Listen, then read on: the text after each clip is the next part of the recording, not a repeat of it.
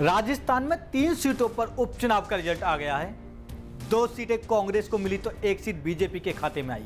अब कांग्रेस 1 सीट पर हार की वजह तलाश रही है, तो बीजेपी भी 2 सीट खोने के लेकर मंथन में जुटी है।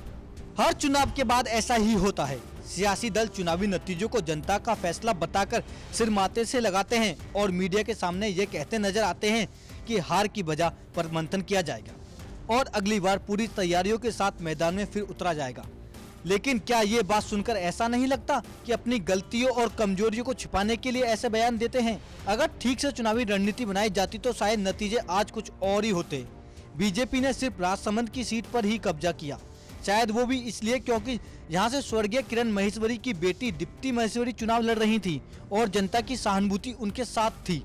लेकिन क्या सहाड़ा जैसी सीट खोने के बाद बीजेपी को बड़ा झटका नहीं है? जानकार मानते हैं कि अगर बीजेपी ने भतीजे ज्योतिराज सिंधिया से प्रचार कराने की बजाय अगर बुआ वसुंधरा से रैलियां करवाई होती तो आज शायद सहाड़ा सीट बीजेपी के पास होती। खैर, अब जो होना था हो गया। मंथन के अलावा बीजेपी के पास अब कोई और चारा भी नहीं है। बीजेपी ने जो गलती की शायद उसी तरह की गलती अशोक गहलोत भी कर गए, क्योंकि जिस वक्त चुनाव प्रचार जोर शोर पर था उस वक्त कांग्रेस के लोकप्रिय नेता सचिन पायलट केरल और आसाम के चुनाव में व्यस्त थे। हालांकि बाद में पायलट सहारा और सुजानगढ़ में कांग्रेस उम्मीदवार के नामांकन में आए। यहां पायलट के आने से उम्मीदवार जीत गए, लेकिन राजसमंद में तनसुम बोहरा के नामांकन में पायलट नहीं आ पाए। शायद यही वजह थी तनसुम बोहरा के हारने की।